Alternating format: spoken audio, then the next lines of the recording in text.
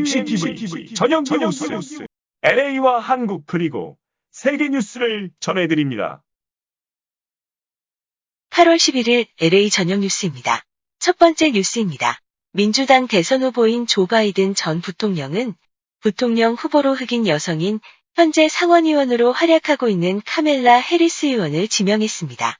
바이든 선거 캠프는 11일 홈페이지를 통해 해리스 의원을 부통령 후보로 발탁했다고 발표했습니다. 해리스 상원의원은 1964년 10월 20일 캘리포니아 오클랜드에서 아프리카 자메이카 아버지와 타밀족 출신의 인도계 어머니 사이에서 태어났습니다. 1990년대 샌프란시스코 지방검찰청에서 경력을 쌓았고 2004년 샌프란시스코 지방검찰, 2011년부터 2017년 1월까지 캘리포니아 법무장관을 거쳐 2017년 1월부터 현재까지 연방상원의원으로 활동하고 있습니다. 미 상원에 입성한 두 번째 흑인 여성이기도 합니다. 해리스 후보는 상원에선 브렉 캐버노 연방대법관과 윌리엄 바 법무장관 청문회에서 날카로운 신문을 해 민주당 지지자들에게 눈도장을 찍기도 했습니다. 이어 지난해 1월 민주당 대선 경선에 참여해 그녀의 인지도를 높이기도 했습니다.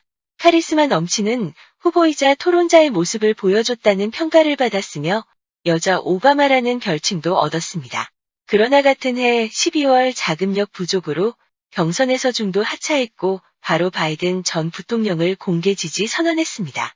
그러나 경선 과정에서 바이든 전 부통령을 공격한 것과 중도와 진보 사이에 불분명한 정체성 등은 불리한 요인으로 꼽히기도 합니다.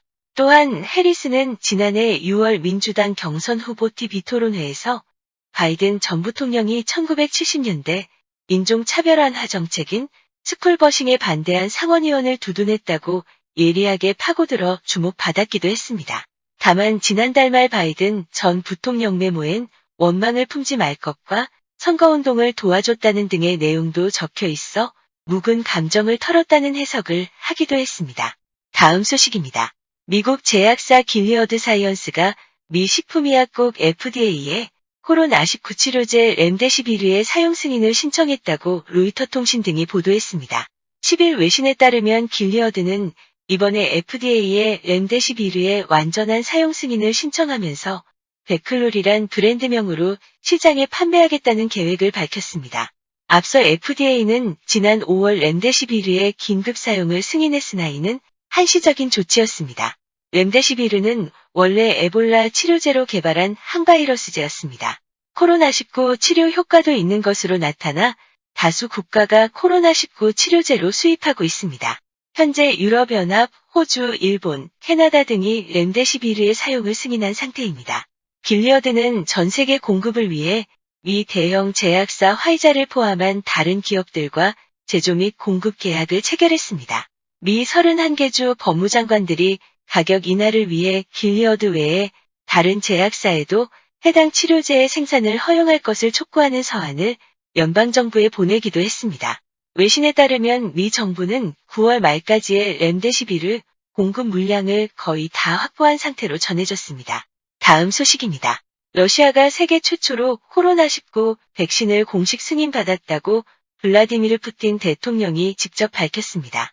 로이터와 AP통신 등 외신에 따르면 푸틴 대통령은 이날 원격 내각회의에서 오늘 아침 세계에서 처음으로 코로나19 백신이 등록됐다며 그것은 상당히 효율적으로 기능하며 지속적인 면역을 형성한다고 설명했다고 보도했습니다.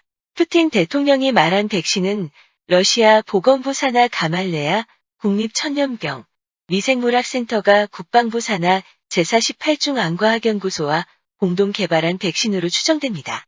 가말레아 센터는 국부펀드인 직접투자펀드의 투자를 받아 국방부와 함께 백신 개발을 추진한 바 있습니다.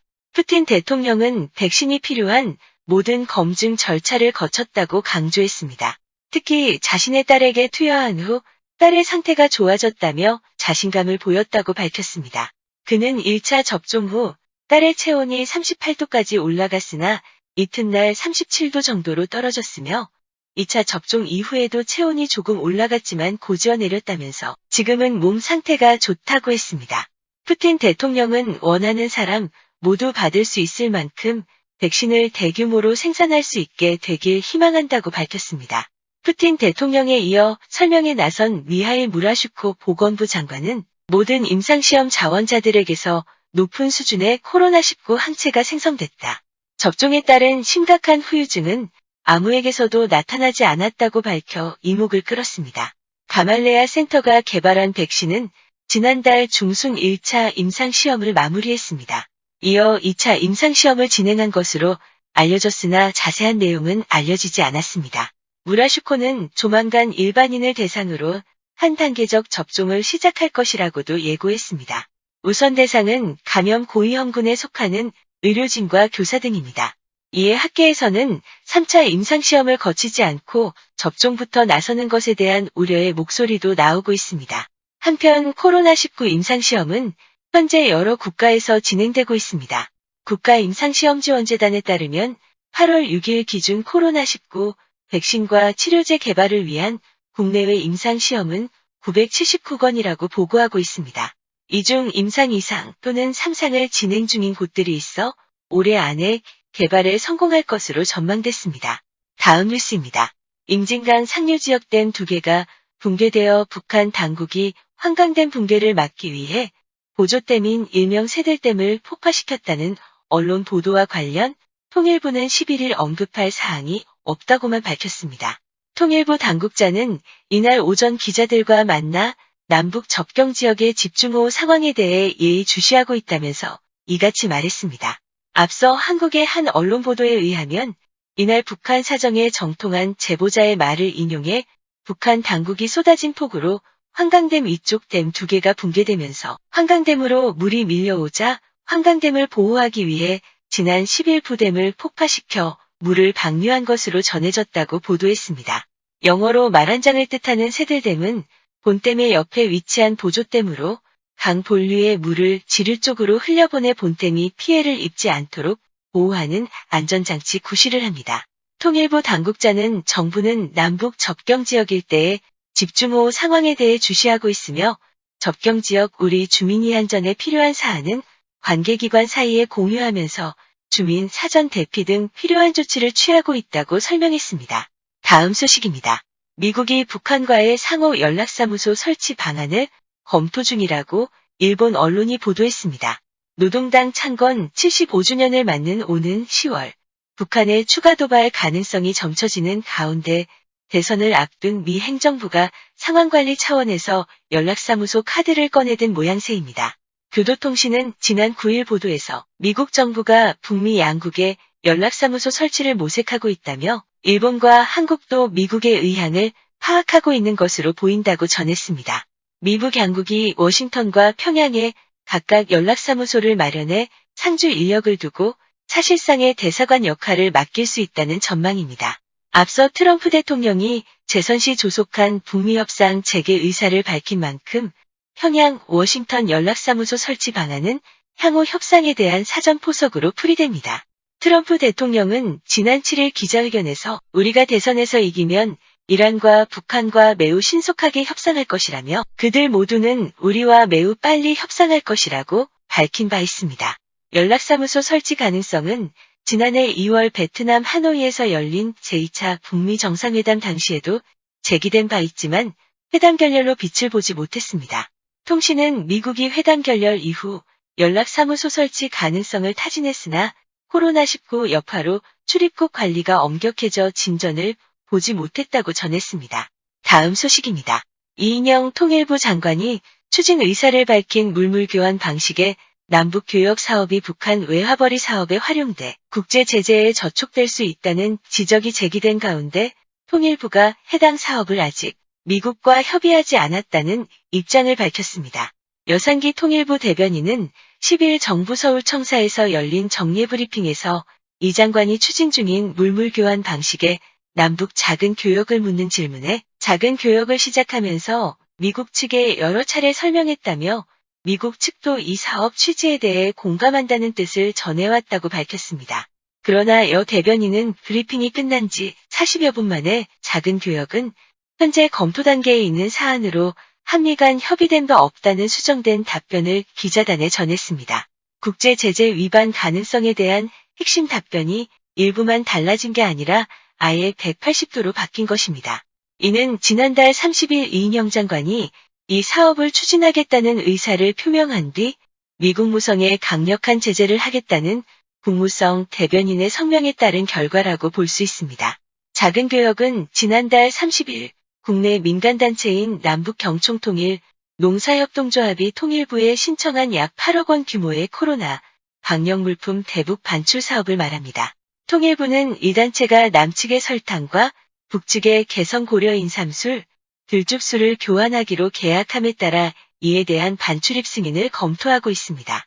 이 장관은 취임 전 북측의 금강산, 백두산 물, 대동강 술을 남측의 쌀, 약품과 맞바꾸는 방안을 교착 상태인 남북관계를 돌파할 상상력 중 하나로 제시한 바 있습니다. 다음 뉴스입니다. 정부가 집중호우 피해를 입은 북한에 대해 연일 인도주의적 원칙을 내세우며 지원 의지를 밝히고 있어 묻지마 지원이라는 논란이 커지고 있습니다. 정부는 북한의 환강된 무단 방류를 두고도 대응 대신 북한 편들기 발언을 이어가고 있습니다. 11일 통일부 등의 입장을 종합하면 정부는 홍수 피해를 입은 북한에 대해 수해 복구를 지원하는 방안을 다각도로 검토하고 있습니다. 이날 통일부 당국자는 기자들과 만나 원칙적으로 인도적 사안에 대해서는 정치, 군사적 상황과 무관하게 진행한다는 원칙을 정부가 가지고 있다고 말했습니다. 정부는 앞서 올해 초 코로나19 확산 상황에서도 인도주의적 원칙을 통해 대북 지원 의지를 내비친 바 있습니다. 하지만 최근 북한이 남북 간 합의를 어기고 사전 통보 없이 환강댐을 방류하는 등의 조치를 한 상황에서 대북 지원에 대한 비판도 쏟아지고 있습니다. 정부 당국자들은 북한의 환강댐 방류를 두고 환강댐은 다목적 댐이라 물이 일정하게 찰 경우 물이 넘쳐 붕괴될 위험이 있어 일정하게 물을 방류해야 한다고 밝히는 등 북한 편들기 발언을 이어가고 있습니다. 정부가 내세우는 인도주의적 원칙 또한 세계 식량 계획 WFP 등 국제기구에서 주로 통용되는 개념으로 국가 대 국가 사이에 그대로 적용하기는 어렵다는 지적도 만만치 않습니다. 정부의 대북 지원 방침은 이인영 통일부 장관 등 외교, 안보 라인이 주도하는 것으로 알려졌습니다. 물자 지원을 통해 북한과의 접촉 창구를 마련하겠다는 의도입니다. 하지만 정부 의도와 다르게 북한이 남측의 지원을 거부할 가능성도 크다고 볼 수 있습니다. 북한 당국은 김정은 국무위원장 명의 예비 물자까지 반출해가며 자체 해결 의지를 강조하고 있습니다. 이상 소영이었습니다.